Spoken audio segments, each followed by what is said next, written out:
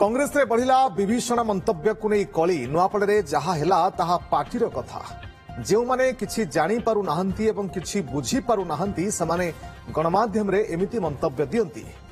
आज किछि एभली भाबरे रोकठोक जवाब दैछंती सानखमेंडी कांग्रेस विधायक रमेश जेना। पीसीसी सभापति भक्त दासଙ୍କ ना ननै भी से तेरेछा बाण मारिछंती। बुद्धिभ्रष्ट हेउतिले एमिति मंतव्य दियंती। आमे पार्टी को गुरुत्व देउ श्रृंखलार सहित काम करू बोली से दोहराइछंती। सेबडे घटना को नहीं प्रतिक्रिया रखिछंती पीसीसी सभापति भक्त दास। चिराचरित ढंगरे गणमाध्यम को एथिपाई दायी करबा सहित पुराना मंतव्य को पुणी दोहराइछंती। से विभीषण खोजा जीव कहिथिले एवं एहाकू भूल भाबरे दर्शा जाउछि बोली पीसीसी सभापति स्पष्टीकरण दैछंती। नुआपड़ा निर्वाचन में कांग्रेस पराजय पर दल में विभीषण भली काम करथिबा नेता खोजा जीव बोली कहिथिले भक्त।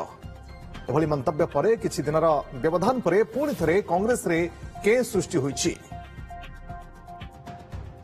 पार्टीर कथा पार्टी भितर रहिया दरकार।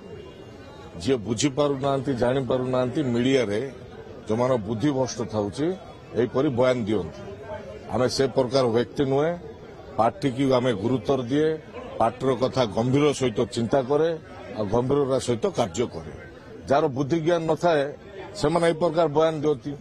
से बयान को मु किछि खातिर करे। देखो आपण मैंने विभीषण आपण मैंने चलाउछंती मु सेटा बाहिर कर नथिले।